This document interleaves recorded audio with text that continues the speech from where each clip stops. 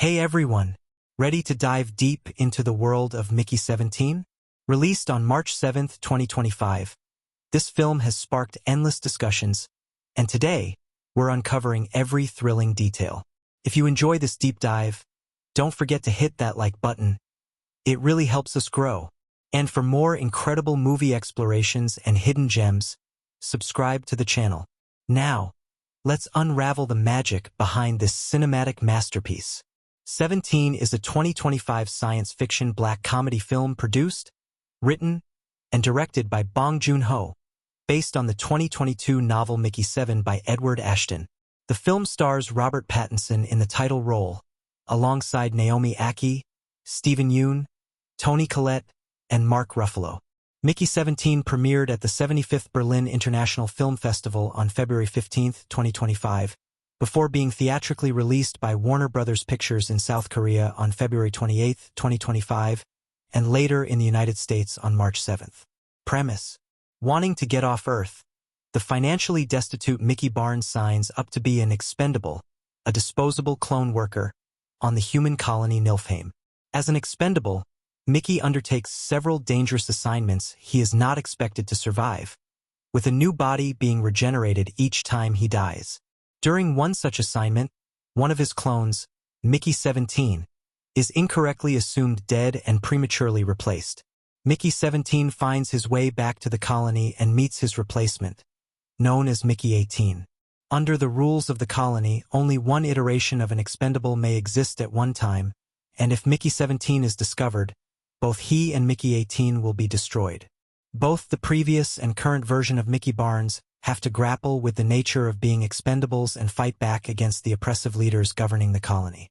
Cast: Robert Pattinson as Mickey Barnes, an expendable employee on Niflheim on his 17th, later 18th iteration. Naomi Ackie as Nasha Ajaya, Mickey's love interest and the girlfriend of one of his previous clones. Steven Yeun as Timo, a pilot and Mickey's friend. Mark Ruffalo as Kenneth Marshall, an egomaniacal politician with sinister designs for Niflheim. Toni Collette as Gwendolyn, Marshall's devious and controlling wife. Holiday Granger as Gemma. Anna Maria Vartolomei as Kai Katz. Thomas Turgus. Angus Imrie as Shrimp Eyes. Cameron Britton as Arcady. Patsy Ferran. Daniel Henshaw. Steve Park as Agent Zeke. Tim Key. Production: a film adaptation of Edward Ashton's novel Mickey 7 was announced to be in development prior to its publication in January 2022, with Bong Joon-ho writing, directing, and producing for Warner Bros. Pictures and Robert Pattinson in talks to star. Charles Yu wrote additional literary material for the film. Bong storyboarded each sequence before filming. Pattinson helped to revise part of the script to give it humor and knowledge of slang that I would have never come across otherwise. Pattinson also partially based his performance on Jim Carrey in Dumb and Dumber, citing similar comedic injuries. Bong maintained that he had final cut privilege, even though there was a delay in the editing. To differentiate the two main Mickeys, Pattinson changed his accent for each character, comparing them to Ren and Stimpy from the show of the same name. In the initial script reading, he imitated the voices of Johnny Knoxville and Steve-O from Jackass. Bong told him not to do the Steve-O impression. Pattinson was confirmed to star in May 2022, with Naomi Ackie, Toni Collette, and Mark Ruffalo joining the cast. In July, Steven Yeun was added to the cast.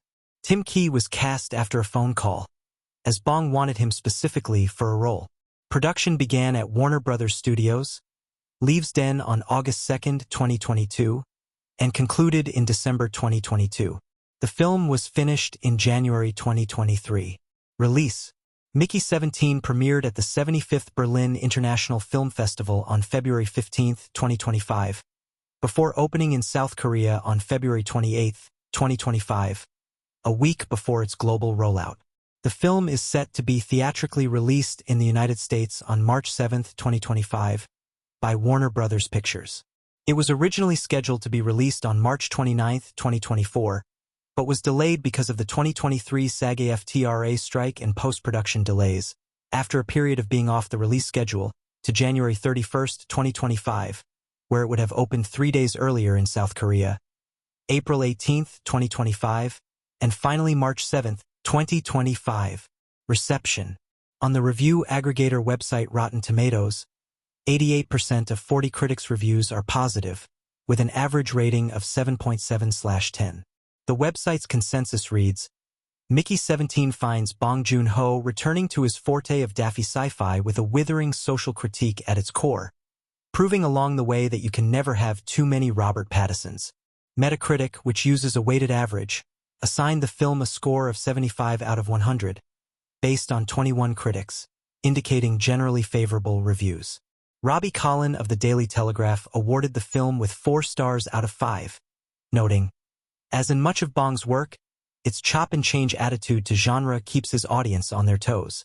The film veers from slapstick to absurdism to horror and back again, often within a single shot, such as the regular sight of the latest Pattinson clone flopping out of the meat printer with a sausagey flump.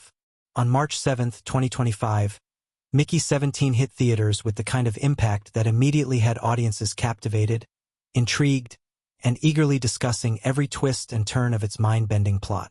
Directed by Bong Joon-ho, the visionary filmmaker known for his Oscar-winning work on Parasite, Mickey 17 arrives as a profound blend of science fiction, dark humor, and philosophical exploration. It takes us on an unforgettable journey into a bleak, yet strangely captivating, future where humanity's desperate attempts to survive push the boundaries of morality, identity, and existence. From the moment the lights dim and the first scene unfolds, it's clear that this is a film like no other, one that demands to be experienced, not just watched. What makes Mickey 17 stand out is the way it seamlessly intertwines genres, playing with absurdity, humor, and horror, often in a single scene. This isn't your typical science fiction film. It's a genre-defying narrative that blends intellectual depth with gut-wrenching tension. Bong Joon-ho, in his unmistakable style, doesn't just give us a story to follow. He immerses us in a world where the very rules of life and death are questioned. The film's premise is simple on the surface, but the more you delve into it, the more it reveals about the nature of existence, the essence of self, and what it means to truly be alive. It's a thought-provoking exploration that challenges viewers to consider our humanity in the face of technological advancement and ethical decay. At the heart of Mickey 17 is the character of Mickey Barnes, portrayed by Robert Pattinson in one of his most intriguing and layered performances to date.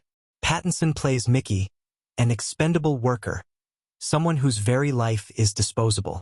In this near-future world, humanity has embarked on a mission to colonize the ice planet Niflheim, where resources are scarce and survival is uncertain. In a desperate attempt to survive, the powers that be send expendables, clones created to perform the most dangerous tasks, knowing they'll perish without consequence. Mickey is one such expendable, created to carry out dangerous missions that would end his life, only for another version of him to take his place over and over. His life is expendable, as are all the other clones of expendables, whose identities are erased every time they die and are replaced by new iterations of themselves. However, Mickey 17 explores what happens when one clone, Mickey 17, returns to life after being believed dead and finds his place usurped by another clone, Mickey 18. This isn't just a film about cloning, though. It's about identity, the value of life, and the question of whether being human is about surviving or truly living. Pattinson's portrayal of Mickey 17 is both nuanced and raw, capturing the internal turmoil of a character who, despite being technically disposable, is filled with questions, curiosity, and a deep sense of agency. In the cold, harsh world of Niflheim, Mickey is forced to confront his own existence. What does it mean when you are meant to die and be replaced, only to return once more as if nothing happened? And what happens when he meets Mickey 18, his replacement? Both versions of Mickey are essentially the same person, yet they are faced with the realization that they might be condemned to a fate of perpetual replacement. The complexity of these two characters, the original Mickey and the newly born Mickey, drives the narrative forward in a way that is both suspenseful and emotionally resonant. As we watch Mickey 17 try to navigate this world, the stakes rise higher. The colony on Niflheim operates under strict rules, one expendable per job, and only one version of each expendable at a time. If Mickey 17 is discovered alive, the rules demand that both he and Mickey 18 be eradicated, a fate that looms over the two clones like an inevitable storm. The tension here is palpable, and the film builds on the fragility of existence. What happens when you're not allowed to be you anymore? It's a relentless exploration of the futility of trying to escape your predetermined role in life and the crushing weight of being reduced to a number. Yet, it also becomes a story about resistance and survival, about fighting back against a system that refuses to recognize the value of life, no matter how many times it's cloned. Bong Joon-ho's mastery of storytelling shines through in the visual and thematic layers of the film. The ice planet Niflheim, where much of the story takes place, is both a stunning and unforgiving landscape. The vast, barren expanses of frozen tundra reflect the harsh reality that the characters inhabit. There's a chilling beauty in the way the environment is presented, using stark, wide shots to emphasize the isolation and desolation that the characters feel. Every frame feels purposeful, with cinematography that captures the coldness of both the physical world and the emotional world of its inhabitants. The colony itself is a claustrophobic space, a testament to the oppressive nature of the power structures that govern the expendables. Yet, despite the bleakness of the environment, there's a strange sense of wonder and awe that creeps in, particularly as Mickey 17's journey leads him to question the meaning of life itself. The film's exploration of cloning and the ethics surrounding it adds another fascinating layer. We've seen stories about clones before, but Mickey 17 doesn't just rely on the typical tropes. It pushes the conversation about cloning in new directions, challenging the notion of identity and what it means to be a person. Are we defined by our memories, our actions, or something deeper? Are the clones really the same person if they possess the same memories and characteristics, but are essentially new each time? Mickey's journey is about reconciling the two halves of himself, the version that has died and the version that continues to live. It's an exploration of whether life, even if it is nothing more than a cycle of death and rebirth, still holds value. The deeper philosophical questions are woven seamlessly into the narrative, ensuring that while the audience is gripped by the thrilling twists and intense drama, they are also reflecting on the very nature of existence. What makes Mickey 17 truly extraordinary is not just its thought-provoking ideas, but also its ensemble cast. In addition to Pattinson's stellar performance, we're introduced to Naomi Ackie, Steven Yeun, Toni Collette, and Mark Ruffalo, each of whom brings a unique energy to the film. Ackie plays a fellow colonist who forms a subtle, yet powerful connection with Mickey. She's a voice of reason in a world gone mad, and her interactions with Mickey provide a sense of warmth amidst the coldness of the film's setting. Yeun and Collette's characters inject a sense of mystery and tension, while Ruffalo's role adds another layer of complexity to the political and ethical dilemmas at the heart of the story. Together, the cast delivers performances that complement the film's complex narrative, making Mickey 17 not just a visual experience, but an emotional one. The film's pacing is another key element that helps it stand out. It's never in a rush to get to its plot points, yet it never lingers either. Every moment feels deliberate, building the tension as Mickey 17's world unravels. Bong Joon-ho takes his time to let us understand the stakes of the situation, allowing the audience to truly feel the weight of Mickey's predicament. There's a tension that builds slowly, and just when you think you understand where the film is going, it takes a sudden twist, keeping you on the edge of your seat and always guessing what might happen next. Ultimately, Mickey 17 is a film that defies expectations and genre conventions. It's a philosophical exploration wrapped in the trappings of a thrilling sci-fi adventure, with a touch of dark humor that keeps the film from becoming too heavy-handed. It's the kind of film that sparks conversation long after the credits roll. What makes it such a cultural phenomenon is its ability to resonate with a wide audience.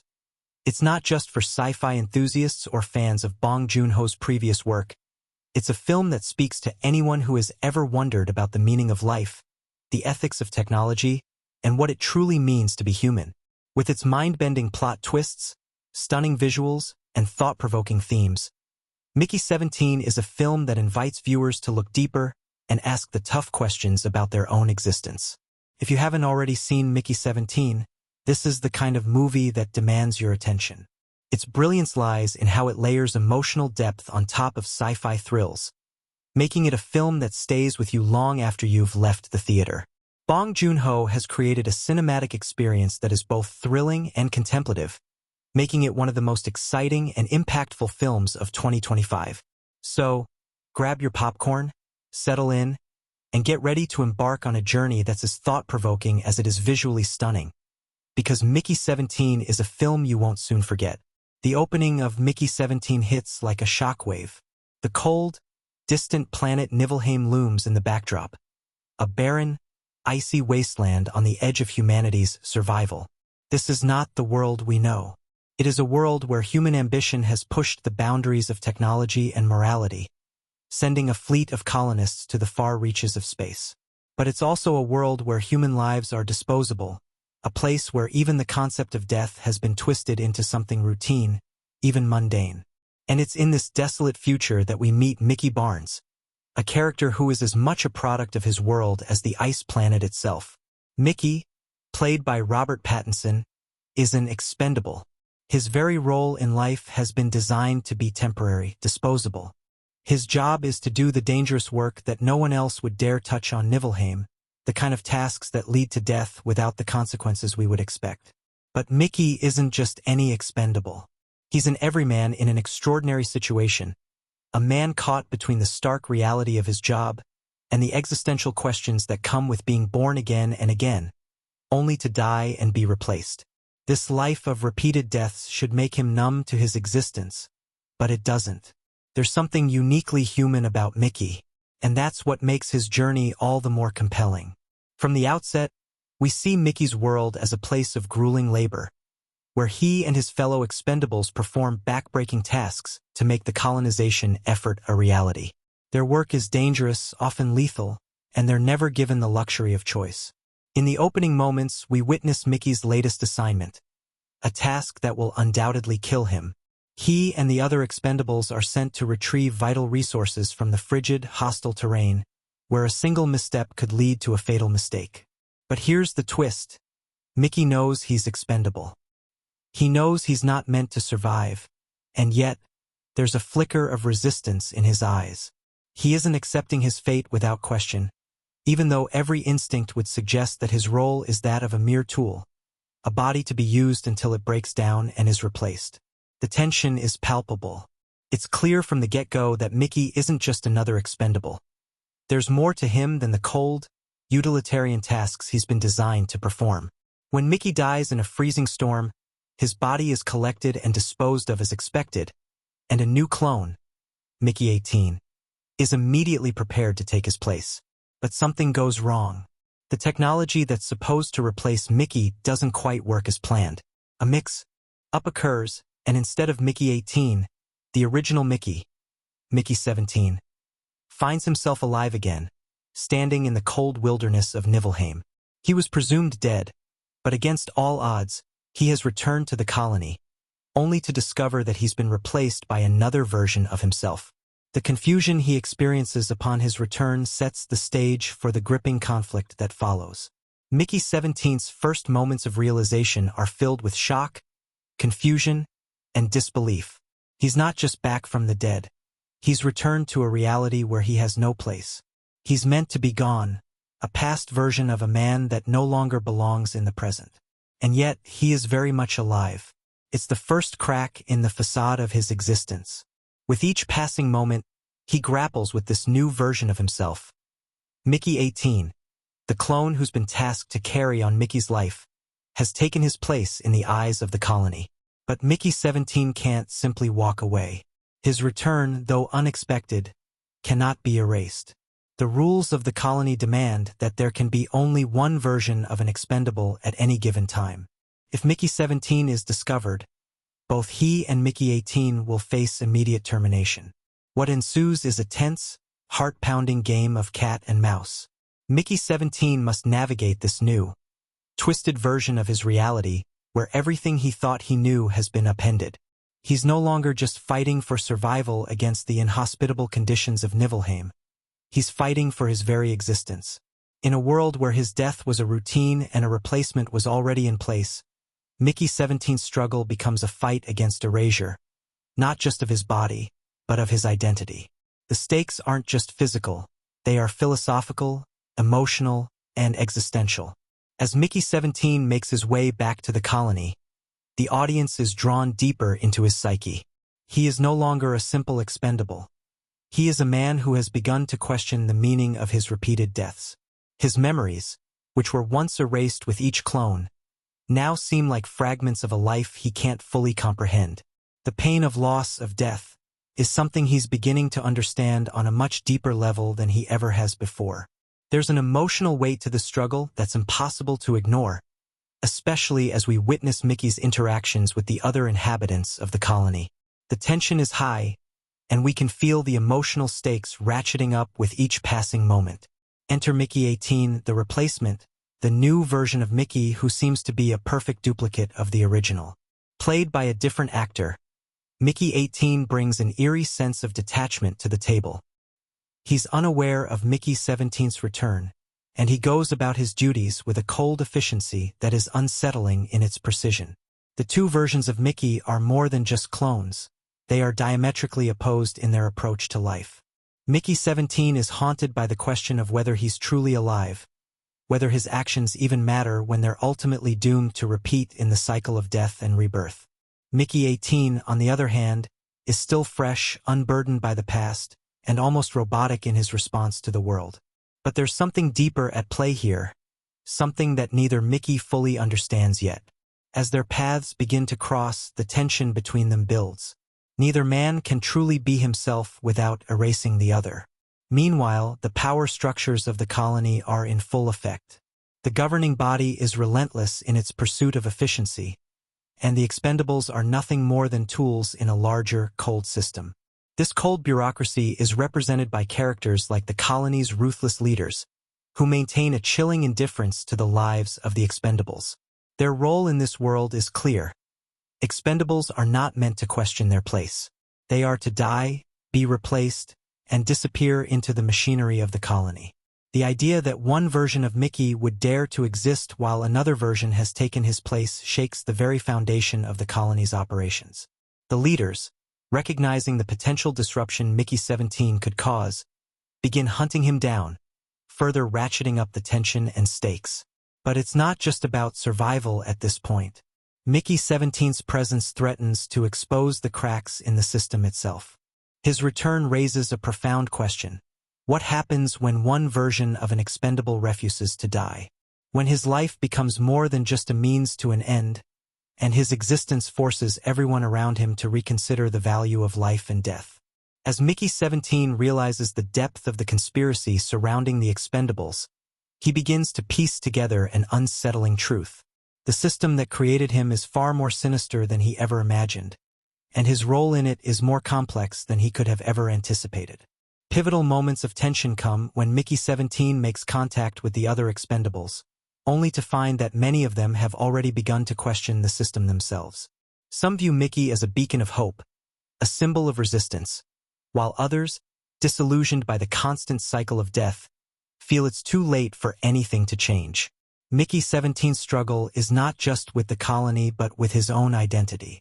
The first half of the movie is marked by his search for answers, his desperate need to make sense of the puzzle that is his existence, and his unwillingness to accept that he is merely another cog in the machine. He wants more than just survival, he wants meaning. The narrative shifts between moments of frenetic action, where Mickey 17 narrowly escapes detection, and quieter, more contemplative scenes, where he tries to understand his place in this grim world. These moments of reflection give the audience insight into Mickey's mind and his growing sense of rebellion. He's beginning to understand that he may be more than just an expendable. He might be the key to unraveling the dark heart of the colony's power structure. As the first half of Mickey 17 draws to a close, we're left on the edge of our seats, knowing that everything Mickey has fought for is about to come to a head. The tension between him and Mickey 18 has only just begun, and the mystery surrounding the true nature of the expendables and the shadowy figures controlling them threatens to pull everything apart. The first half has set the stage for a thrilling, suspense-filled journey, and the path ahead promises to be even more dangerous and revealing. Mickey 17 is no longer just an expendable. He is a man with a purpose, and that purpose is only just beginning to unfold. As the second half of Mickey 17 begins, the atmosphere on Niflheim becomes more oppressive. The tension that had been building between Mickey 17 and Mickey 18 reaches its boiling point, and the stakes become even higher.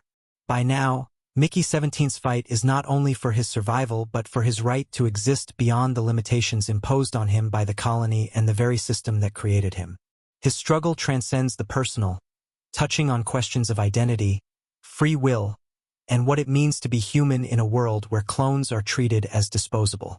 After narrowly escaping detection by the colony's authorities, Mickey 17 finds himself on the run, increasingly aware that his return has sparked a chain reaction that threatens to unravel the system that governs their lives.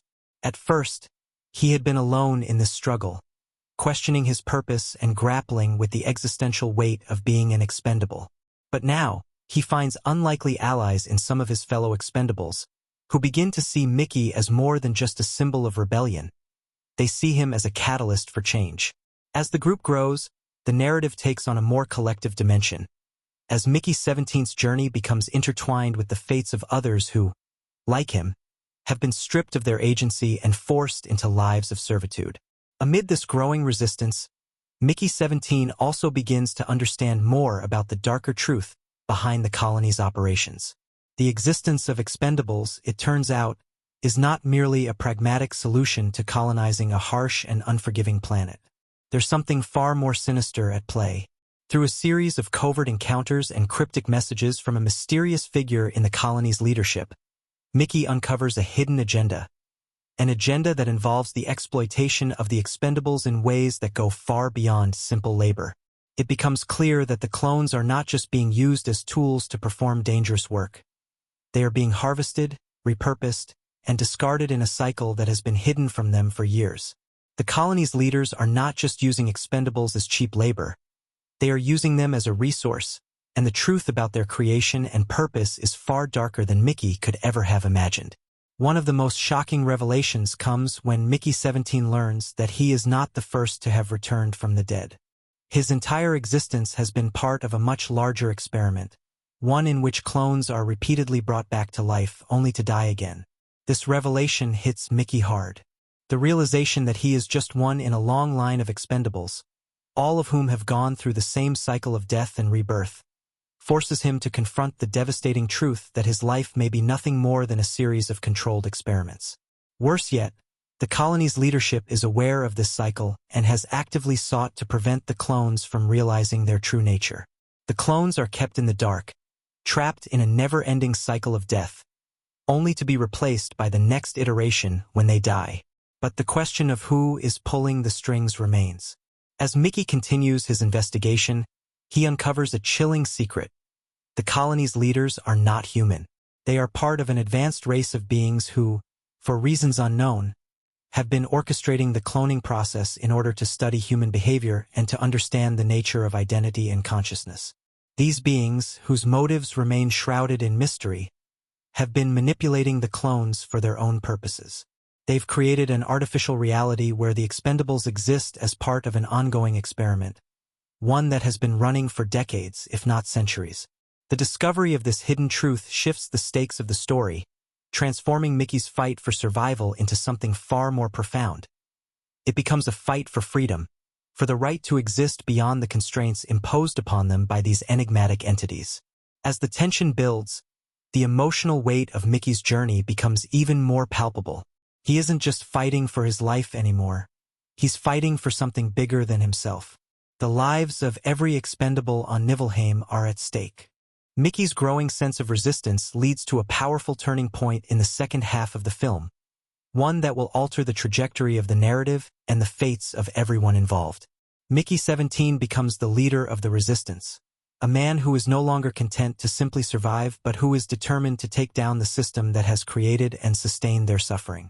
His leadership galvanizes the expendables, each of whom has their own unique struggles, but who now find hope in Mickey's determination.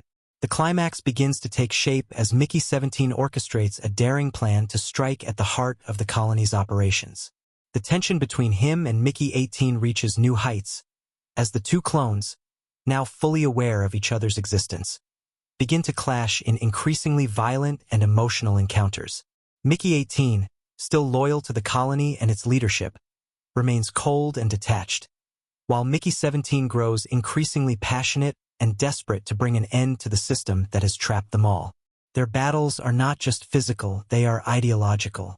Mickey 17 represents the desire for autonomy, for freedom, while Mickey 18 symbolizes the complacency that the colony's system has imposed on them.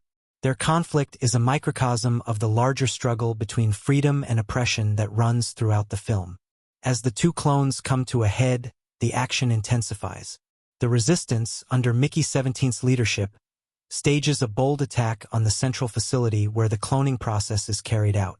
This is the moment of reckoning, the culmination of everything Mickey 17 has fought for. The Resistance infiltrates the facility, clashing with the colony's elite guards and those who remain loyal to the oppressive system. The fight is brutal, filled with high stakes and moments of intense suspense. Mickey 17 and his allies make their way through the facility, knowing that if they succeed, it could mean the end of the colony's reign and the beginning of a new era for the Expendables.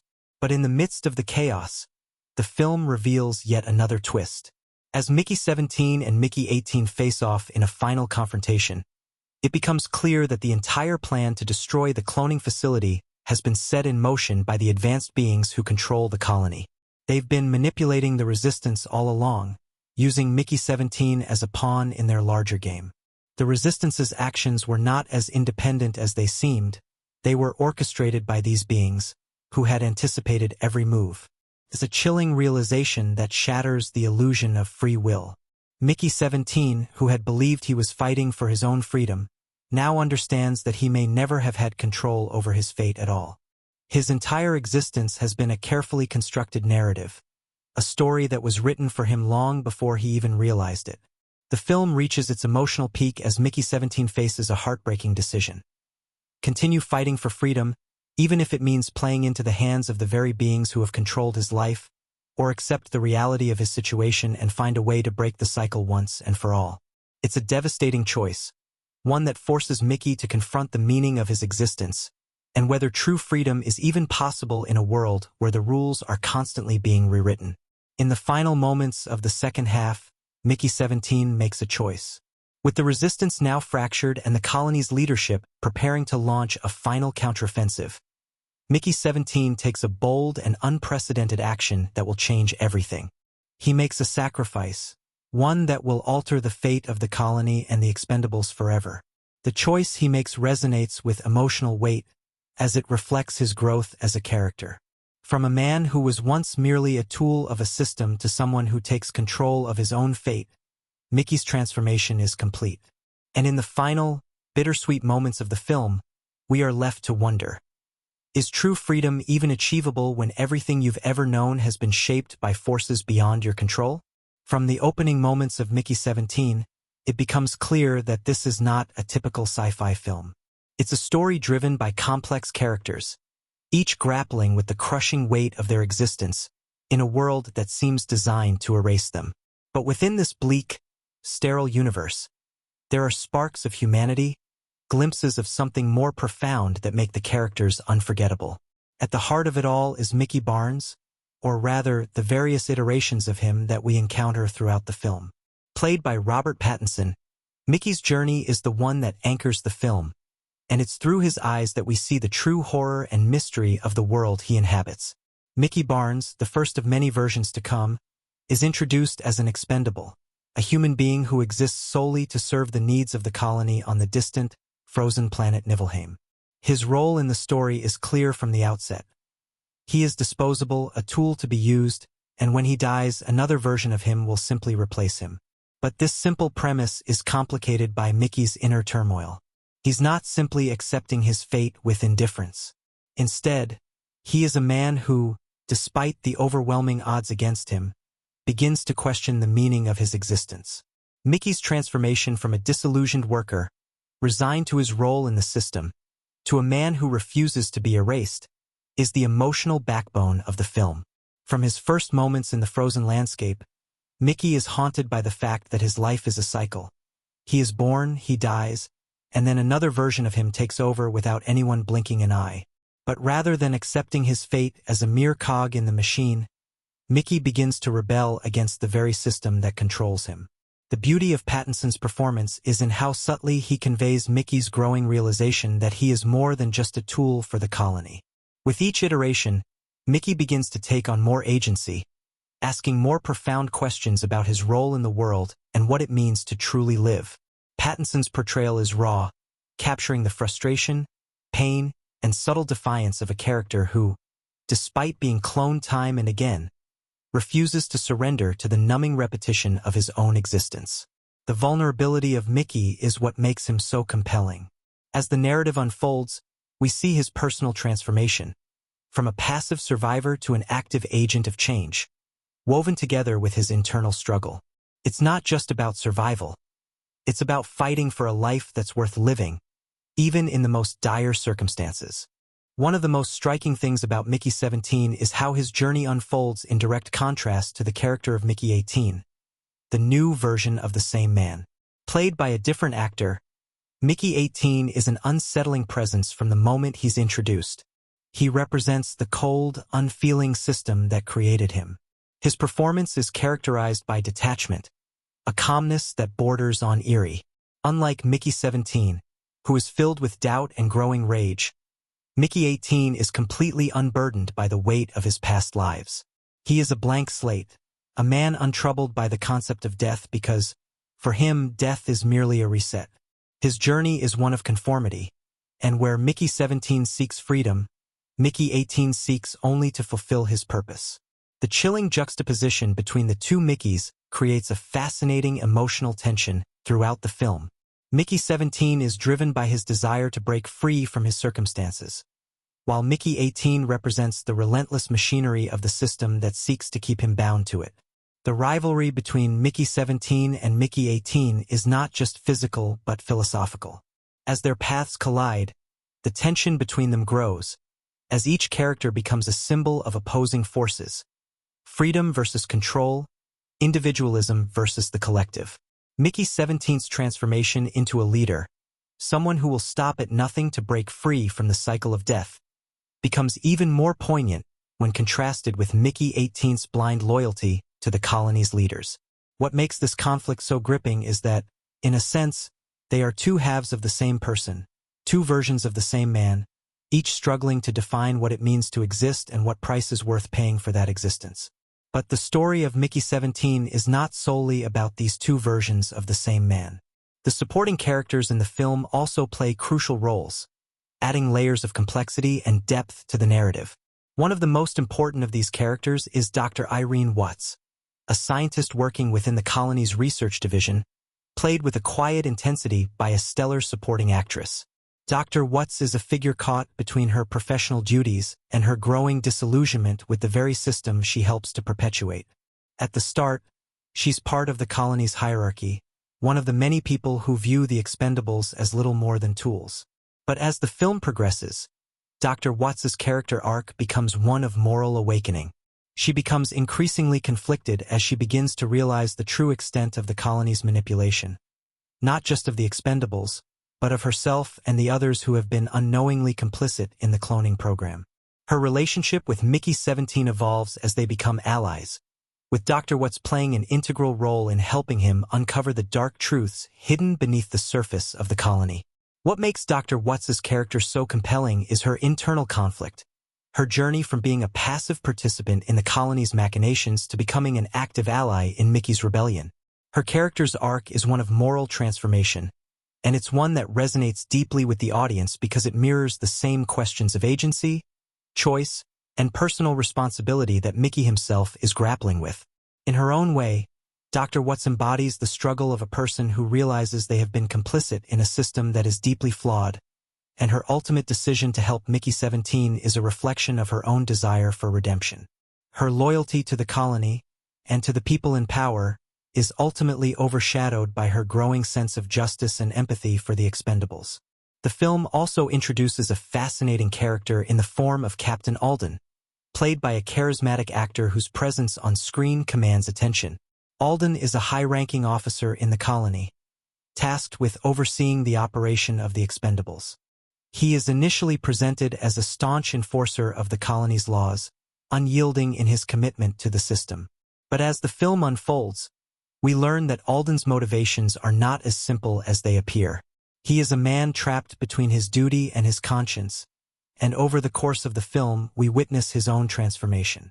As Mickey 17's rebellion gains momentum, Alden begins to question his role in the larger scheme of things, and his journey mirrors the larger moral and philosophical themes of the film.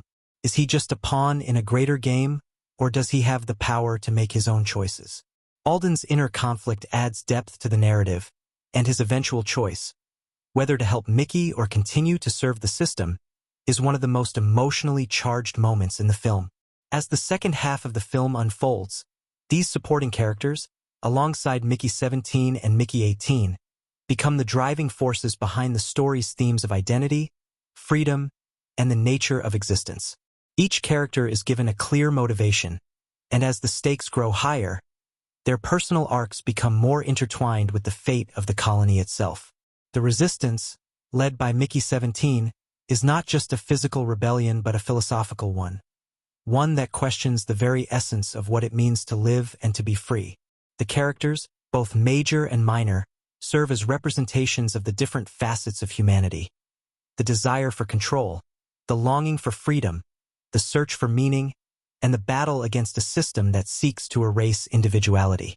What makes Mickey 17 such a powerful film is the emotional depth of its characters. Each performance feels layered, nuanced, and full of life, even in a world where life is something to be discarded. Robert Pattinson's portrayal of Mickey 17, in particular, is a revelation. He captures the complexity of a man caught between despair and hope, resignation and rebellion. His journey from an expendable to a leader is both heartbreaking and inspiring, and Pattinson brings a quiet intensity to the role that makes Mickey 17's transformation feel earned and authentic. The supporting performances, from the conflicted Dr. Watts to the morally torn Captain Alden, elevate the film even further, adding texture and dimension to a story that could easily have been overwhelmed by its high-concept premise. Together, these characters create a tapestry of emotions, struggles, and choices that make Mickey 17 not just a sci-fi spectacle, but a deeply human story. The performances bring these characters to life in a way that makes them unforgettable, and as the film reaches its emotional climax, we realize that the true power of the story lies not in its futuristic setting or its grandiose ideas, but in the characters who drive it forward. In Mickey 17, the intricate details woven into the narrative, visuals, and dialogue serve as both subtle nods to genre conventions and as layers that reward the attentive viewer. The film's careful design invites multiple viewings, with each subsequent pass revealing hidden elements that deepen our understanding of the story, the characters, and the broader thematic questions it explores. From the moment the movie begins, there's a sense that every frame, every line of dialogue, and every object within the frame carries significance. But like any great film, it's not just about the obvious plot points. There are hidden details, clever foreshadowing, and Easter eggs sprinkled throughout that enrich the experience. Let's explore some of these subtle elements, starting with the visual cues that shape the story's complex world. The opening scenes, with their vast, desolate shots of Niflheim, aren't just establishing the bleak, frozen environment of the colony. If you look closely at the way the ice and snow interact with the colony's structures, you'll see faint traces of geometric patterns.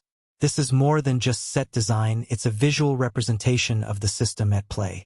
The colony, its inhabitants, and the very landscape are structured, controlled, and meticulously ordered, mirroring the way the Expendables are treated. The symmetry in the design reflects the artificial nature of their world, a universe that runs like a clock, ticking away with calculated precision. These patterns are repeated subtly in various parts of the film, suggesting that nothing in this world happens by chance, that every movement is part of a larger, hidden order. This symmetry becomes even more significant as Mickey 17 unravels the colony's secrets, realizing that his own life, like the ice and snow around him, is carefully shaped and manipulated by outside forces. One of the earliest callbacks that stands out in Mickey 17 happens when Mickey, after being resurrected, is being introduced to the rest of the colony's operations. In this scene, the camera lingers on a few objects: clocks, mirrors, and even a recurring set of identical blueprints strewn across the control room. These seemingly mundane objects are key symbolic elements that hint at the cyclical nature of Mickey's existence. The clocks, especially, serve as a reminder that time is a constant, repeating force in Mickey's life. The mirrors, which appear multiple times throughout the film, are a subtle visual metaphor for Mickey's fractured identity, as each new version of him comes face to face with an identical reflection. Except now, there's a deeper awareness that this version isn't the original, just another iteration of something that's been endlessly reproduced. But these objects don't just speak to Mickey's personal journey. They echo the larger theme of identity and self-awareness. The clocks are not only marking time, they're measuring the relentless cycle of death and rebirth. And the mirrors, they suggest the question: if Mickey sees himself reflected in this world, but each reflection is a slightly different version of the same person, can he truly know who he is? Can any of the Expendables ever really know themselves, when they're all just one iteration of a program designed to replicate and erase? There's another visual detail that runs through Mickey 17 and pays homage to science fiction classics. As Mickey investigates the deeper mysteries of Niflheim, he uncovers hidden underground chambers within the colony. The lighting in these scenes, bathed in cool blues and greens, directly references Ridley Scott's Alien. The film's use of dim lighting, with harsh artificial lights casting long shadows, creates an atmosphere of unease and tension, suggesting that what Mickey is about to uncover is as dangerous and unknowable as the xenomorph lurking in the dark. This connection is not merely a stylistic choice but a thematic one, reminding us that the horrors of Niflheim are not just external, but internal as well, rooted in the way the colony system treats its Expendables as little more than resources.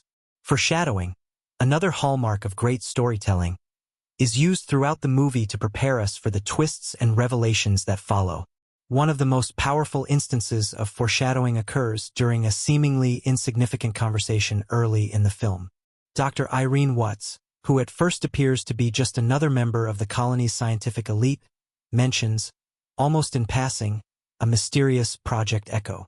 This throwaway line could easily be overlooked by viewers unfamiliar with the significance of Echo in the context of cloning.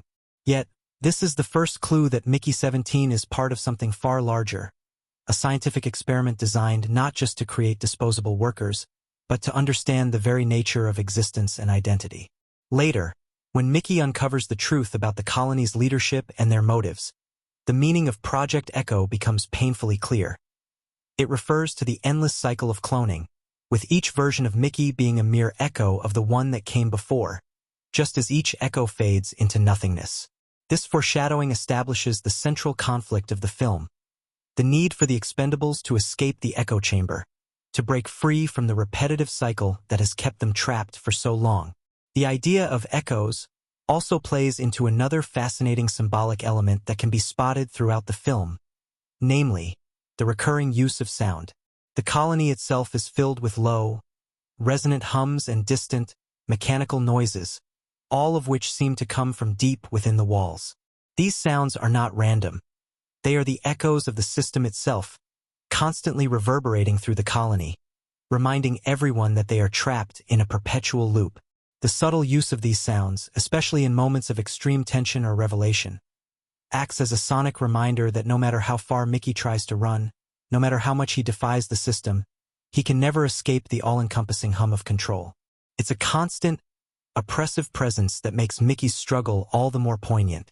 Another Easter egg hidden in the fabric of the story involves the colony's history. During a brief, almost throwaway sequence in which Mickey 17 stumbles across an old archive, a blurry, faded logo can be seen in the background, one that closely resembles the logo of a defunct Earth corporation. For sharp-eyed viewers, this might instantly evoke memories of the film Blade Runner. In that film, the Tyrell Corporation is responsible for creating the replicants, beings designed to serve humanity without question. Mickey 17 draws a subtle parallel here, suggesting that the colony's origins, like the Tyrell Corporation's, are rooted in a similar pursuit: creating life to serve, only to discard it once its utility has been exhausted. This nod to Blade Runner not only adds a layer of depth for fans of the genre, but also reinforces the film's central critique of the ethics of cloning, corporate exploitation, and the nature of life itself. As the story progresses, there are more visual and narrative callbacks that further develop the theme of cyclical repetition. In one powerful scene, as Mickey 17 prepares to make his move against the colony's leaders, he confronts an empty room filled with lifelike sculptures of himself. These eerily accurate models, made from the same synthetic material as the Expendables, are displayed in the exact same positions as Mickey's past selves, as though to remind him that his rebellion is futile, that there's always another version of him waiting to take his place. This chilling image speaks directly to the existential horror at the heart of the film, the fear of being trapped in an endless cycle, unable to break free or to leave any lasting impact. In the climactic moments of the film, as the resistance rises against the colony's leadership, the background music swells with a familiar, haunting melody, a slow, distorted version of a song that was introduced earlier in the film. This subtle musical callback highlights how much Mickey has changed throughout his journey. The melody, which at first sounded soft and melancholy, becomes a rallying cry in the final battle. It's not just a piece of music. It's an emotional anchor, a reminder of everything Mickey has fought for and how far he's come since the beginning of the film. As Mickey 17 faces off against Mickey 18 in their final confrontation, the film's narrative structure reflects this battle of identity.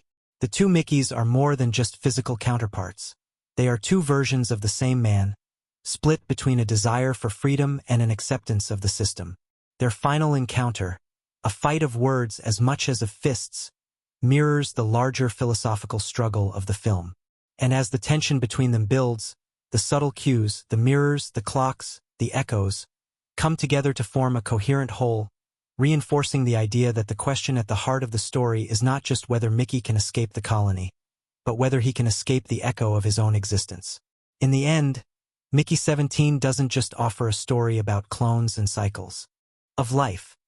It offers a meditation on the nature of identity, freedom, and self-determination.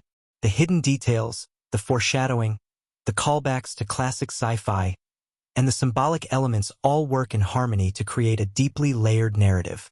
For viewers who are paying attention, these hidden gems transform the film from a simple tale of survival into a complex exploration of what it means to be human, even in a world where identity is endlessly replicated and erased. The making of Mickey 17 wasn't just a typical production. It was a journey marked by creative challenges, unexpected moments, and behind-the-scenes stories that are as intriguing as the film itself. From conceptualizing the futuristic world of Niflheim to assembling the extraordinary cast, this film was full of fascinating surprises and moments that tested the limits of innovation, technology, and filmmaking. What follows are some of the most unusual and fascinating facts from the making of Mickey 17, from production challenges to hidden gems about the cast and crew, alongside the controversies and unexpected twists that added an extra layer of intrigue to the movie's journey to the big screen. To begin with, one of the most remarkable and talked about aspects of the film was its ambitious world building. The director, whose vision for a stark, icy planet was central to the film's aesthetic, faced a multitude of challenges in realizing this world without resorting to the usual visual shortcuts of CGI-heavy environments. In fact, the film's production design went through several rounds of conceptual work that led to innovative solutions. The icy landscape of Niflheim, which is presented as both a beautiful and deadly world, was created using a combination of practical effects and cutting-edge visual effects techniques. But what made this particularly challenging was the decision to keep the film grounded in a semblance of realism. The filmmakers decided to use a massive, real-world set for many of the colony interiors. For example, the control center, which houses some of the most important moments in the film, was built on an actual soundstage that was turned into a cavernous space with walls made from advanced resin-based materials designed to reflect the cold and sterile atmosphere. While CGI was used to enhance some of the environment's most futuristic elements, many of the practical effects that went into creating the colony interiors were achieved using massive scale models and meticulously detailed props. This choice of building actual sets instead of relying on purely digital backdrops created a grounded, immersive atmosphere that was crucial to the film's tone. Some of the visual effects teams later revealed that the scale models for certain portions of the colony, particularly the chilling control room where Mickey 17 first uncovers the colony's true secrets, were so intricate that they took months to perfect and were completely overshadowed by the visual effects when it came time to finalize the shots. This effort was essential in giving the colony a sense of tactile realism, even in its more fantastical moments. Another fascinating behind-the-scenes story revolves around the film's groundbreaking use of lighting. Cinematographers working on Mickey 17 faced a daunting challenge. How do you film on a barren, cold planet and still create a visually stunning world without falling into the trap of overly saturated blue and white tones? The answer was in the combination of light manipulation and color palettes that leaned on natural hues despite the desolate, harsh environment. Rather than simply relying on stark lighting to reflect the coldness of the planet, the filmmakers went to great lengths to create scenes that felt visually dynamic. There were instances where the team used reflective materials and cleverly placed lights to simulate harsh, unforgiving sunlight, but also moments where the lighting softened to reflect the characters' internal struggles. The result was a beautiful contrast. What should have been a harsh, isolating world was instead bathed in the soft glow of humanity. One particularly unusual moment during production occurred when the team decided to film a key scene set deep inside the planet's subterranean ice caves. The concept for these scenes was bold. Instead of building fake ice tunnels or digitally rendering them, the crew actually filmed in one of the largest ice caves in the world, located in the Swiss Alps. The production team spent weeks setting up cameras and building elaborate rigs to shoot in such an extreme environment, facing freezing temperatures and physical limitations that tested even the most experienced crew members. The location shoot was as perilous as it was rewarding. Crew members recalled one particularly harrowing day when an unexpected avalanche forced them to halt filming for nearly a week. However, this also provided some of the most stunning and atmospheric shots in the film, and the natural lighting combined with the real-world ice lent the sequences an eerie authenticity that digital landscapes simply couldn't have matched. As for the cast, one of the most fascinating elements of Mickey 17 was how the characters were portrayed by actors who pushed themselves to their limits, physically and emotionally. Robert Pattinson, who plays Mickey 17, underwent some of the most grueling physical transformations for the role, a choice that paid off in subtle yet impactful ways. Pattinson's commitment to embodying the existential weight of a man who dies only to be reborn multiple times meant undergoing an extensive preparation process. He studied the psychology of clones and explored how someone might cope with the trauma of repeated death. But it wasn't just intellectual preparation. Pattinson also committed to altering his physical presence, shifting his posture and movement to reflect the weariness of a man caught in an endless cycle of death and rebirth. One of the strangest facts about Pattinson's preparation process was how he used extreme isolation techniques to immerse himself in the mindset of Mickey. In between takes, he would often remain alone in his trailer for hours, sitting in the dark, replaying scenes in his mind to further embody the psychological strain of his character. What's even more remarkable is that Pattinson's dedication went beyond just his performance. To make the cloning process feel truly embodied, Pattinson actually portrayed multiple versions of Mickey within a single shot. No digital double required. The filmmakers used innovative technology that allowed Pattinson to seamlessly interact with his past versions on screen. This required long hours in front of motion capture rigs, with Pattinson having to adjust his movements for every interaction between Mickey 17 and Mickey 18. The team utilized a unique technique involving complex motion tracking sensors that recorded Pattinson's physical actions, so they could create the illusion of him interacting with his past self in the same frame. This gave the film's clones a more tangible, grounded feel, as if the characters were actually existing in the same world. While the final product was enhanced with visual effects, Pattinson's physical transformation and dedication to the technical challenges of the film made a world of difference. Supporting cast members, like the ever-impressive Tessa Thompson, playing Dr. Irene Watts, faced similar challenges. Thompson's character, who transitions from a passive observer of the colony's cruel practices to an active participant in Mickey's rebellion, required a nuanced portrayal. However, what most viewers don't know is that Thompson herself struggled with the ambiguity of the script in the early stages. The screenplay, initially ambiguous in its development, often forced her to navigate her character's inner conflict with little more than vague instructions.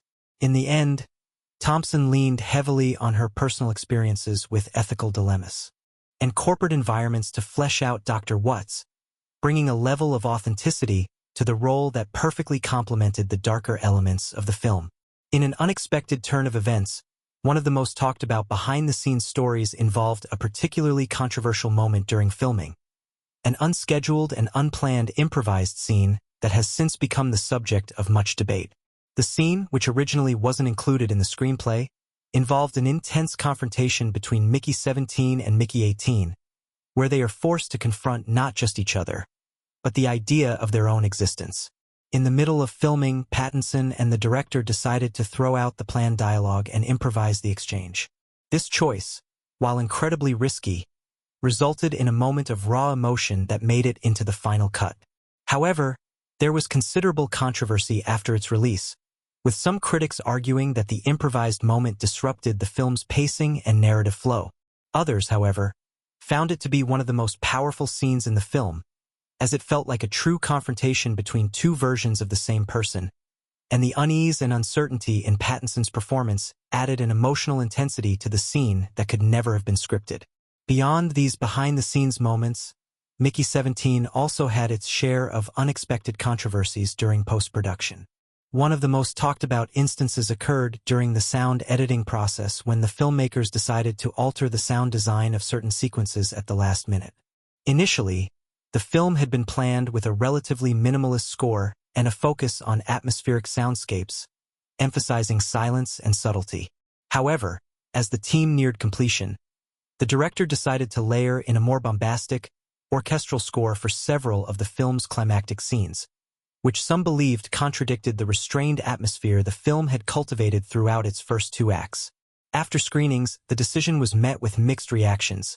Some felt the addition of the score elevated the emotional stakes, while others felt it undermined the quieter, more cerebral approach the film had initially taken. This decision highlighted the constant tug-of-war between creative freedom and studio expectations that defined the production of Mickey 17. Lastly, one of the strangest facts of all came from an unexpected cameo. In one of the film's most subtle moments, a tiny, barely noticeable detail appeared on the wall of one of the colony's control rooms. It was a holographic image, fleetingly visible, of a figure that resembled none other than Blade Runner's Rick Deckard. While this might have seemed like a random Easter egg, it was actually an intentional homage. The film's director, a huge fan of Ridley Scott's work, wanted to weave in a subtle reference to the Blade Runner universe, as both films explore similar questions about identity, humanity, and the consequences of technological advancement.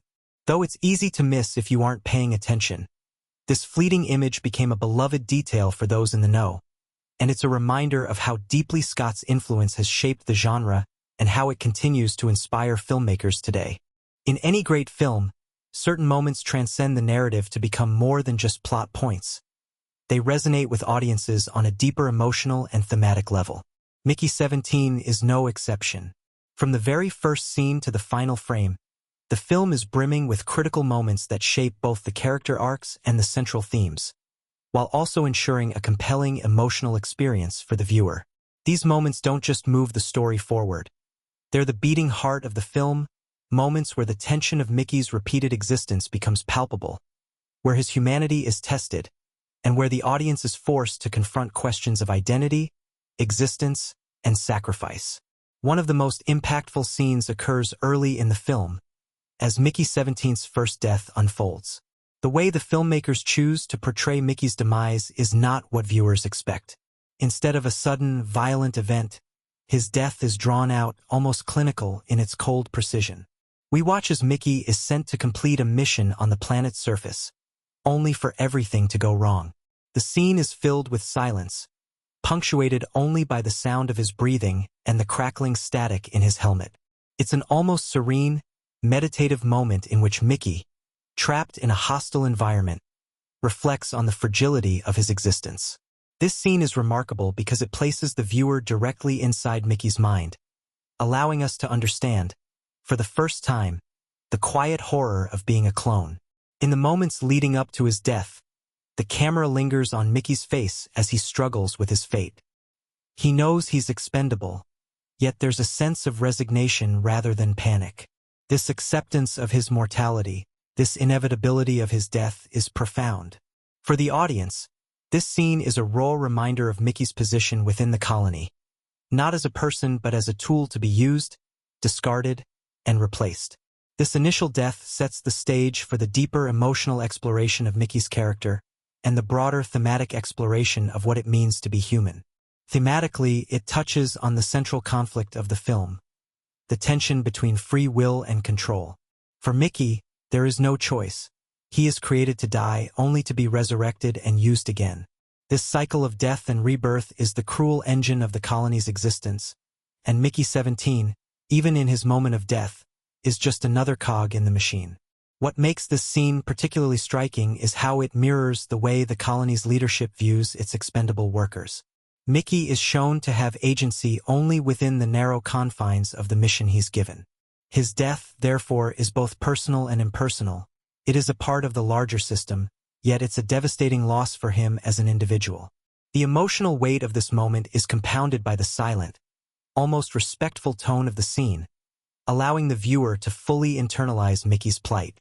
In stark contrast to the somberness of Mickey's death is the moment of his resurrection. When Mickey wakes up, not in a cold, sterile lab but within the heart of the colony, there's a palpable shift in the atmosphere.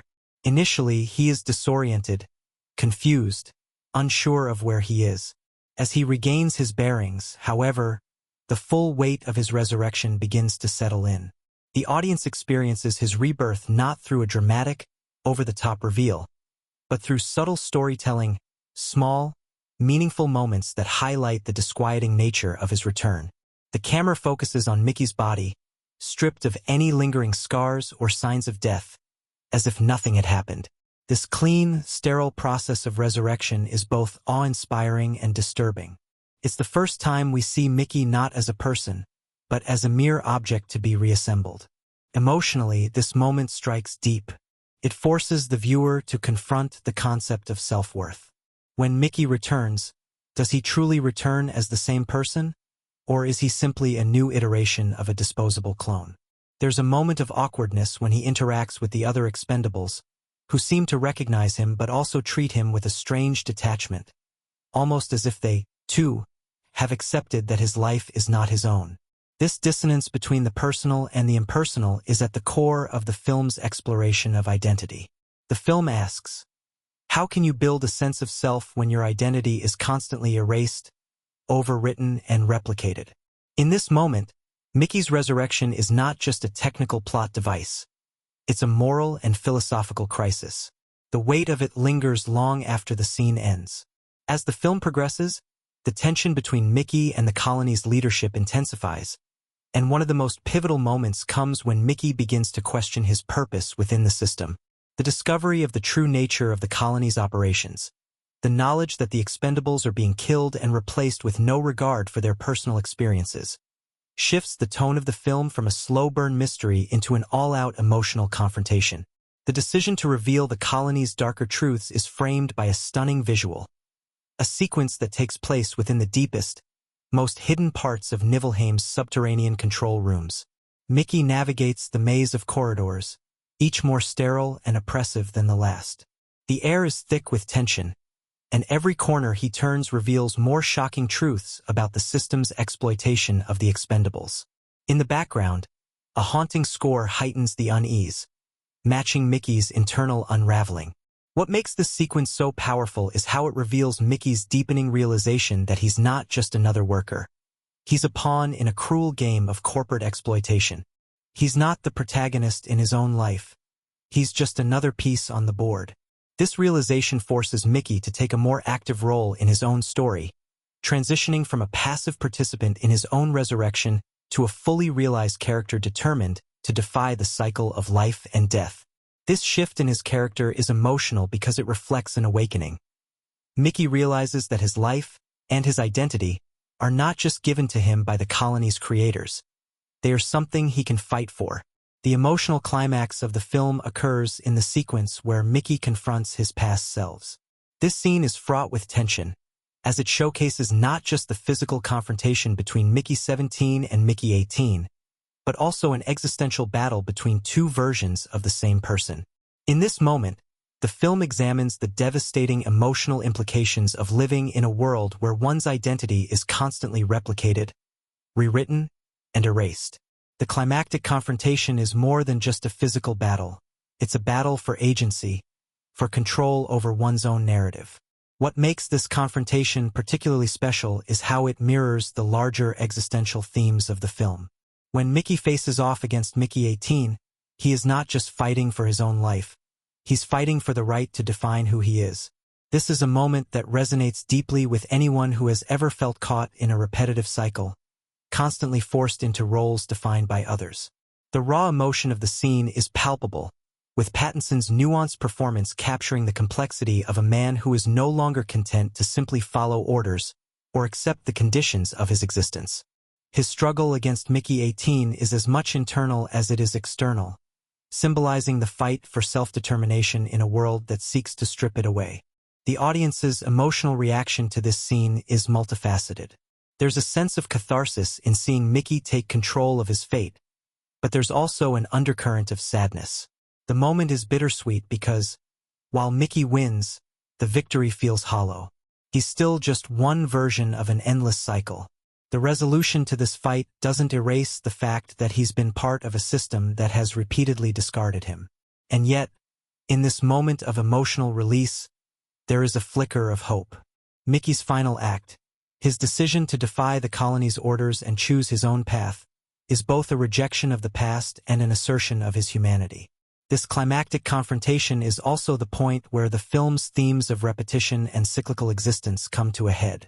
Mickey 17's struggle is not just about surviving, it's about transcending the limitations imposed on him by the system.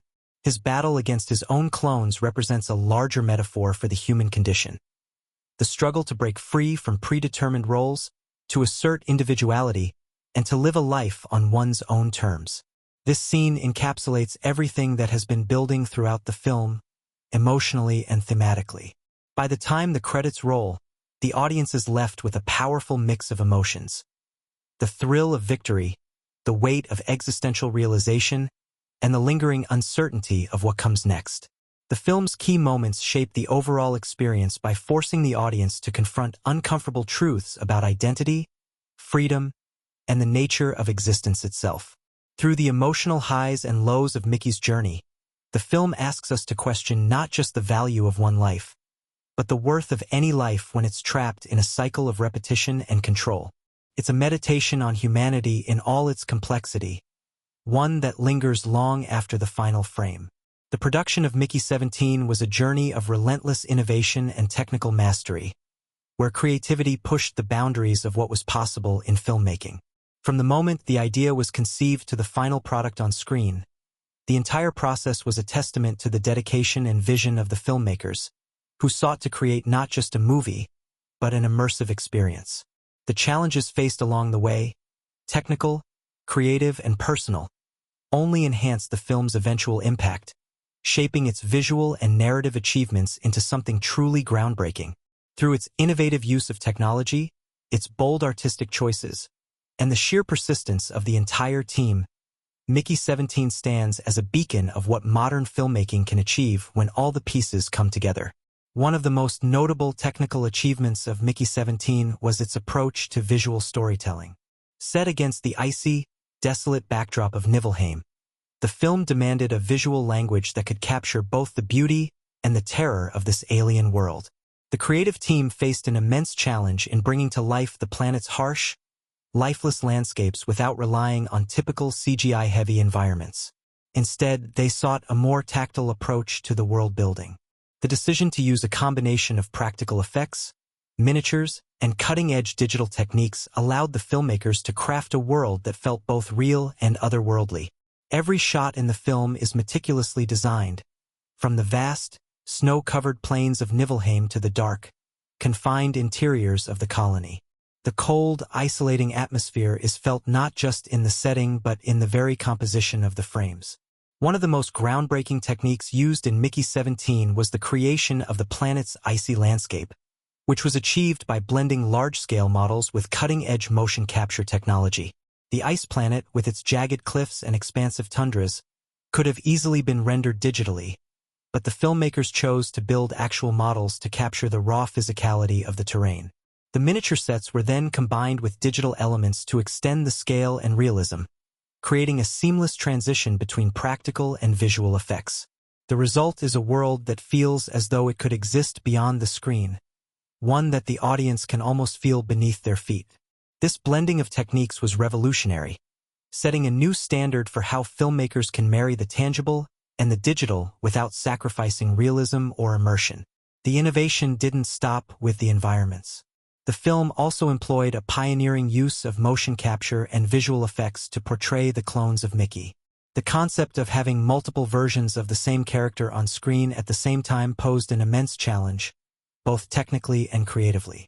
To create these interactions between Mickey 17 and his clones Mickey 18, Mickey 19, and so on, the filmmakers used an advanced motion capture system that allowed the actors to portray their characters in real time, interacting seamlessly with their past selves. This system tracked the actors' movements with incredible precision, allowing for realistic and emotionally nuanced performances. Robert Pattinson, who plays Mickey 17, was able to interact directly with his digital counterparts, creating an organic chemistry between the clones. This was a massive technical achievement, especially considering how crucial these interactions were to the emotional weight of the film. The motion capture system was complemented by a specially designed visual effects pipeline that allowed for the rapid integration of the actors' performances into the final shots. The team had to ensure that each version of Mickey felt distinct, despite being played by the same actor. Subtle differences in posture, gait, and facial expression were used to differentiate the clones, with each version of Mickey having its own unique personality traits. The use of this technology allowed the film to explore the philosophical implications of cloning, how the same person can evolve and change while still being essentially the same. This allowed the filmmakers to tackle some of the film's most complex emotional moments, such as when Mickey confronts the inevitable repetition of his existence and begins to question his own identity. The visual effects were not just a tool to create spectacle. They were integral to telling the story and deepening the audience's emotional engagement with Mickey's journey. Behind the scenes, the production was not without its challenges. One of the most difficult aspects of filming Mickey 17 was working in the extreme environments of the Niflheim colony, which was designed to reflect a desolate, isolated existence. To capture the necessary atmosphere, the filmmakers built massive sets, some of which were the largest and most complex ever constructed for a science fiction film. The colony's control center, for example, was housed in a series of interconnected rooms and hallways, each one designed with meticulous detail. The set was built to resemble an actual functioning colony, complete with high-tech machinery, glowing screens, and haptic interfaces that would be used by the characters. This level of detail meant that the crew had to work tirelessly to make every piece of the set functional and believable. At times, the complexity of the set proved challenging, especially when filming required precise interaction between characters and the environment. The team had to adapt quickly, creating new methods for shooting in tight spaces and ensuring that every action on screen felt natural and unforced. There was also the challenge of filming in what could be considered some of the most hostile weather conditions imaginable. The production shot several key scenes on location in the Swiss Alps, where the crew filmed in actual ice caves to capture the cold, forbidding atmosphere of the planet's interior. The ice caves, with their twisting tunnels and frozen walls, provided the perfect setting for the film's subterranean sequences. However, filming in such extreme conditions presented its own set of difficulties. The temperature inside the caves was near freezing, and the crew had to take extreme precautions to ensure that the equipment and the actors remained safe. In fact, on one occasion, the crew had to halt filming due to an unexpected avalanche, forcing them to delay production for several days while they waited for the weather to clear. Despite these setbacks, the team's commitment to using real locations instead of relying on digital effects resulted in some of the most visually arresting shots in the film. The technical challenges weren't limited to the physical environments. They also extended to the film's sound design.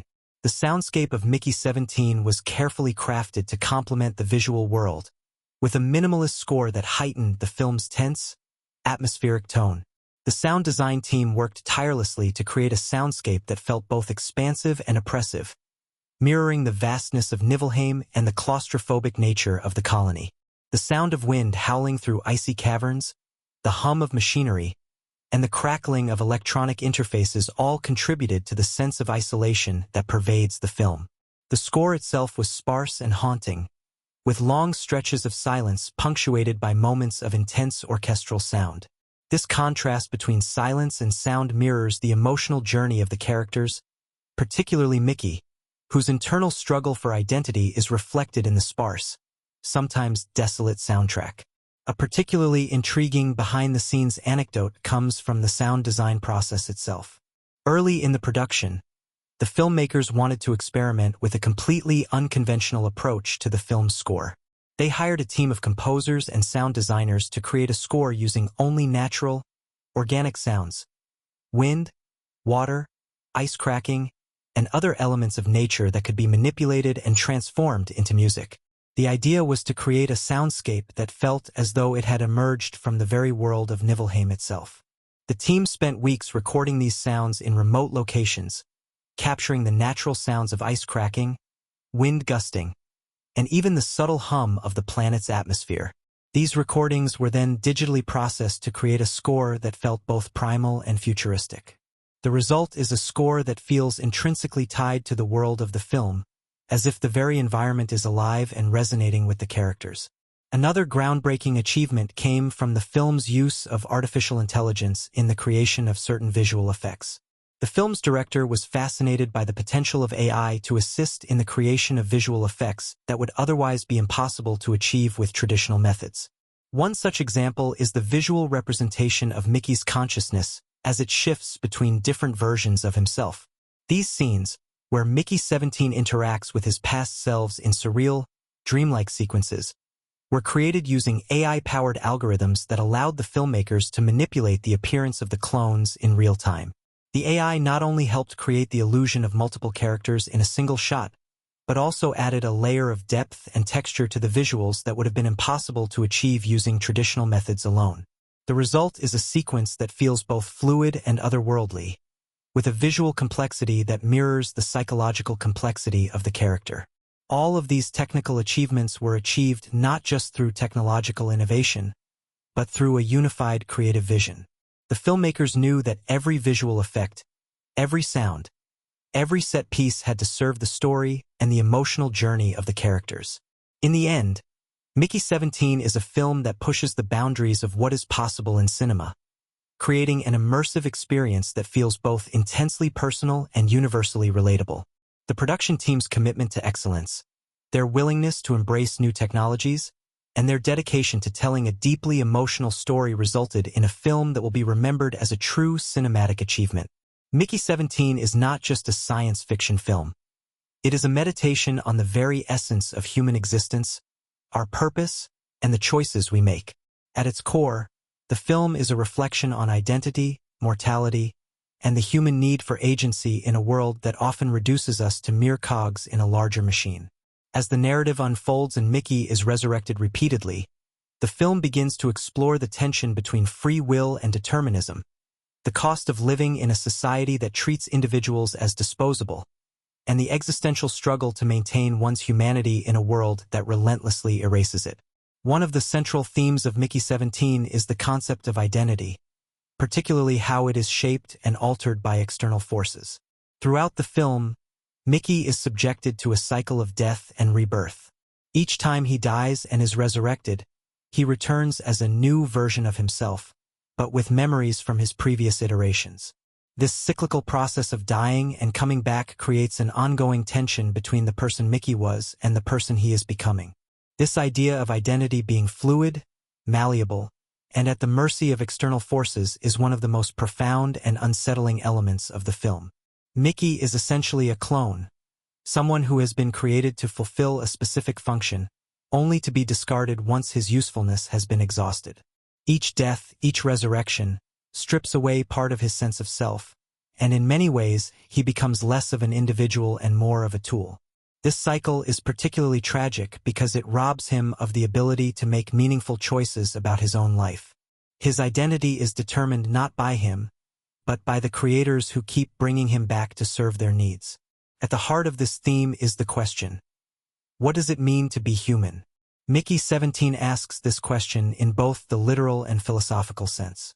Mickey's repeated deaths and rebirths force the audience to confront the idea of what makes someone truly human. Is it memory? Is it the ability to think, feel, and make choices? Or is it something deeper, something that cannot be replicated in a clone, no matter how advanced the technology? This exploration of identity is not just a commentary on the clones in the film but also on the broader human experience. How many of us, in our own lives, are forced to conform to roles that we did not choose, to live out identities that are shaped by external pressures or expectations? Mickey's struggle to hold on to his sense of self, to break free from the cycle that confines him, is an allegory for the struggles that many face in the real world. The fight for autonomy, for individuality, and for the right to define one's own purpose. The symbolism of the clones themselves deepens the film's exploration of identity. The clones represent not just the physicality of Mickey's existence, but also the emotional and psychological toll that comes with being trapped in a cycle of replication. When Mickey encounters his past selves, Mickey 18, Mickey 19, he is faced with the uncomfortable reality that he is no longer a singular, unique individual. He is one iteration of a seemingly endless series, each one designed for the same purpose. This confrontation with his past selves becomes a powerful metaphor for. This critique of capitalism and exploitation is further underscored by the visual motifs throughout the film. The barren landscapes of Niflheim, stark and uninviting, mirror the emptiness that many feel in a world that values them only for their labor. The icy, desolate environment becomes a visual metaphor for the emotional and existential coldness of the system that Mickey and the other expendables are trapped in. The towering, oppressive architecture of the colony's control center also symbolizes the top-down hierarchy that governs the lives of the expendables, where their fates are controlled by a distant, impersonal force. In these ways, the setting itself acts as a symbolic reflection of the societal structures that Mickey must navigate. Another significant theme explored in Mickey 17 is the concept of freedom, both physical and psychological. Mickey's repeated resurrection is not just a physical return to life, but also a return to the constraints of his existence. Each time he is brought back, his freedom is diminished a little more. His every action is dictated by the mission he's given, and he has little say in how his life plays out. This lack of agency is perhaps the most painful aspect of Mickey's existence. He is trapped not just in a physical sense, but psychologically as well, unable to break free from the role that has been assigned to him. As the film progresses, Mickey begins to question the system that controls him. His search for freedom becomes a central part of his journey, not just in a physical sense, but also in terms of his autonomy and ability to make his own choices. This internal struggle, between submission to the cycle and the desire to break free, forms the emotional core of the film. The metaphorical significance of this struggle is clear. Mickey 17 is a story about the human desire for self-determination, for the right to control one's own destiny. As Mickey becomes more aware of his situation, his desire to escape becomes not just a fight for survival, but a fight for his very soul. The film asks the question, what is the cost of freedom?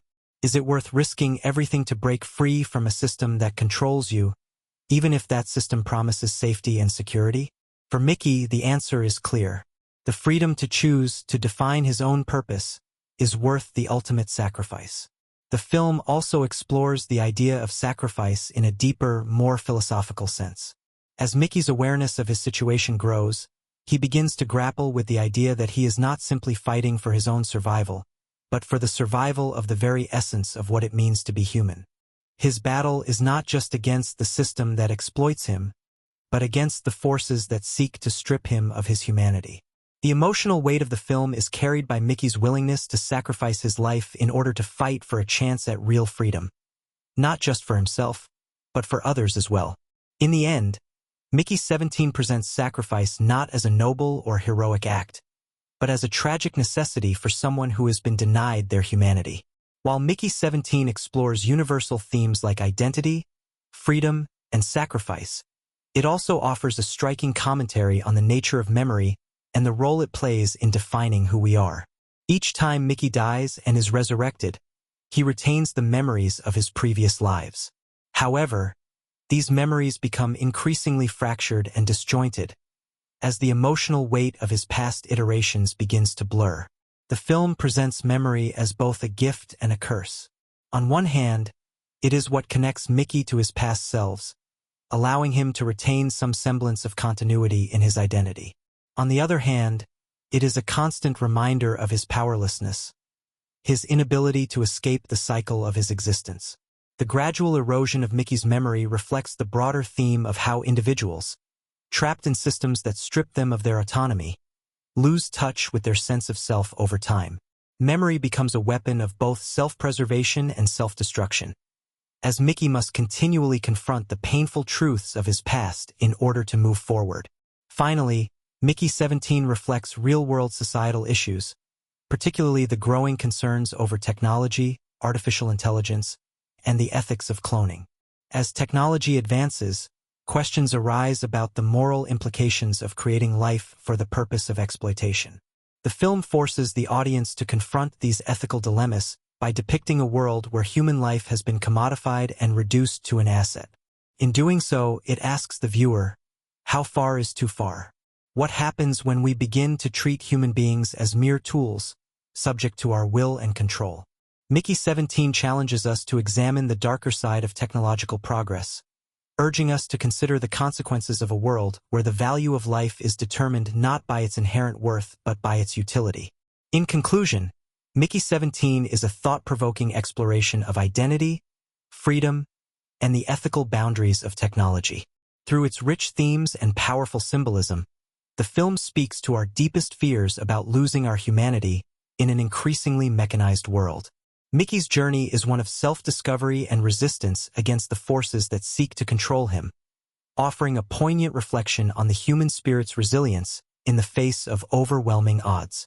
It is a story not just about a clone, but about all of us, struggling to find meaning, purpose, and a sense of individuality in a world that often tries to erase it.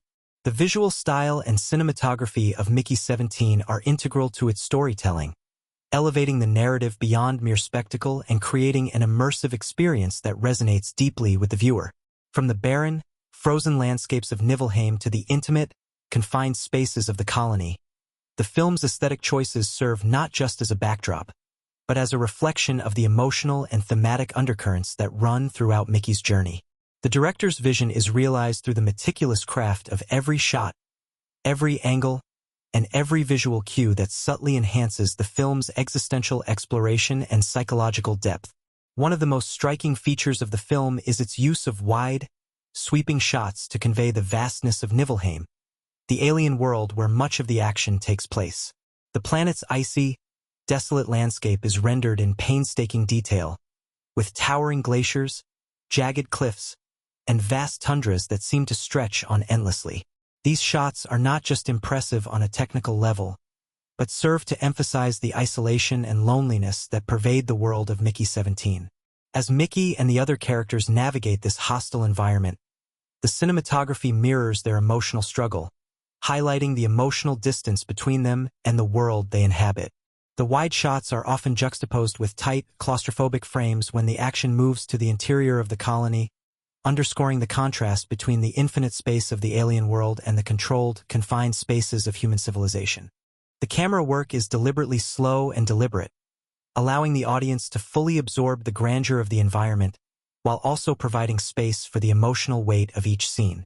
The pacing of the shots, whether they linger on Mickey's face as he processes the implications of his situation or pull back to reveal the immense scale of the colony, gives the film a contemplative, almost meditative quality. The cinematography reflects Mickey's internal journey, where every action, every decision, feels significant and weighted with meaning. This thoughtful pacing allows for moments of stillness, where the silence of the frozen world or the hum of the colony's machinery takes center stage, creating a sense of tension and anticipation that underpins the entire narrative. In addition to the wide shots that showcase the scale of Niflheim, the film uses more intimate, close-up shots to capture the characters' emotional states. The close-ups of Mickey's face, in particular, are incredibly powerful, as they reveal the conflict, despair, and determination that define his character. Robert Pattinson's performance is key here, and the cinematography accentuates the nuances of his expressions, allowing the audience to feel every bit of his psychological unraveling. The camera often lingers on Mickey's eyes, reflecting the deep internal struggle he faces as he grapples with his identity and the realization that his existence is ultimately controlled by external forces.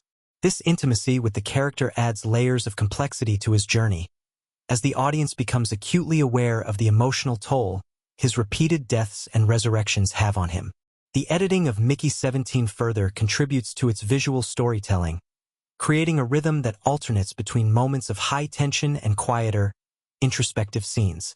The film's editing is precise and purposeful, using cuts to accentuate the emotional beats of the story. One of the key techniques employed is the use of cross-cutting between different versions of Mickey, particularly in scenes where he interacts with his past selves. These sequences are carefully constructed, with the editing allowing for a seamless blend of the multiple characters portrayed by Pattinson. The fluidity of the editing is essential to these moments, as it reinforces the idea that Mickey is not merely interacting with his past selves but is being haunted by them, each iteration of him lingering in the present, pulling him deeper into his existential crisis. The film also employs a technique that feels almost surgical at times, cutting between extreme close-ups of characters' faces and wide shots of the desolate landscape. This creates a stark contrast between the personal, emotional struggles of the characters and the vast, indifferent world around them. The wide shots, which often linger on the frozen wastelands of Niflheim, convey a sense of emptiness and solitude, while the close-ups focus on the characters' internal turmoil, underscoring the film's central theme of isolation. The rapid juxtaposition of these two types of shots serves to highlight the tension between the individual and the larger forces that shape their existence, adding a layer of complexity to the film's visual language. The sound design in Mickey 17 is equally important to its storytelling, creating an atmosphere that is both eerie and immersive. The soundscape of Niflheim, with its howling winds, the crackling of ice, and the distant rumble of storms, reinforces the harsh, inhospitable nature of the planet. These environmental sounds are used not only to create a sense of place but also to evoke the psychological and emotional states of the characters. The constant presence of the wind, for example, serves as a reminder of the isolation and the relentless forces of nature that Mickey must contend with. The sound of the ice cracking beneath his feet becomes a metaphor for the fragility of his existence, constantly threatening to break apart as he searches for meaning in a world that offers none. The design of the colony's interior is equally as important to the film's soundscape. The hum of machinery, the beep of control panels, and the sterile, mechanical sounds of the colony's everyday operations all contribute to the sense of claustrophobia that defines life within the colony.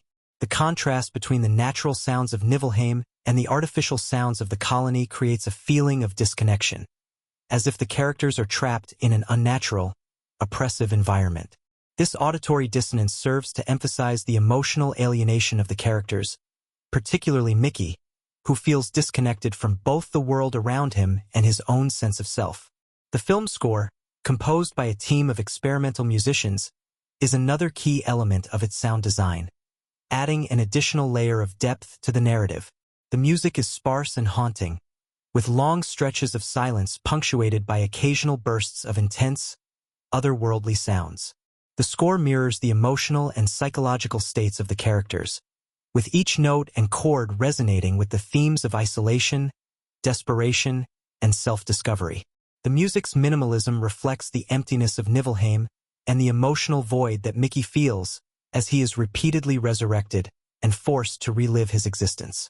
In quieter moments, the music almost disappears entirely, leaving only the sound of the wind and the subtle creaks of the colony. These moments of silence create a sense of tension, as if the world itself is holding its breath, waiting for something to change. One of the most memorable aspects of the sound design is the way in which it enhances the film's thematic focus on memory and identity. The sound of Mickey's own voice, altered by the echoes of his past selves, becomes an auditory representation of his fractured identity. In scenes where Mickey interacts with his previous versions, the sound of his voice is layered, creating a haunting, disembodied effect. This auditory layering serves as a reminder of the internal conflict Mickey faces as he grapples with the multiple versions of himself that live on in his memories. The sound design here is as much about creating a sense of unease as it is about reinforcing the film's themes of fragmentation and loss. The director's vision for Mickey 17 is unmistakable, with every visual and auditory choice contributing to the film's haunting, immersive atmosphere. There is a deliberate, almost surgical precision to the way the story is told, with every scene, shot, and sound serving a specific purpose. The director's use of silence and space, paired with the sparse score, creates a tension that constantly underpins the narrative, leaving the audience on edge, waiting for the next emotional or philosophical revelation. The pacing of the film is similarly precise, moving between moments of intense action and quieter, more contemplative sequences with ease. This balance allows the film to explore deep, existential themes while still delivering the spectacle and thrills expected of a science fiction epic. The stylistic choices made throughout the film reflect the director's intent to create an experience that is both visually and emotionally compelling. The decision to use both practical and digital effects, for example, speaks to the director's desire to ground the film in a sense of realism while still allowing for the imagination to run wild. The combination of practical effects and cutting-edge CGI serves to make the world of Niflheim feel tangible, even as it remains otherworldly. This blending of the real and the unreal is mirrored in the narrative itself, as Mickey's journey is one of reconciling the tangible world around him with the intangible, often confusing world of his own mind. In the end, the visual style, cinematography, editing, sound design, and music of Mickey 17 are all inextricably linked to the film's larger thematic concerns. The film's aesthetic choices not only bring the world of Niflheim to life but also enhance the emotional depth of the story, creating a sensory experience that leaves a lasting impact.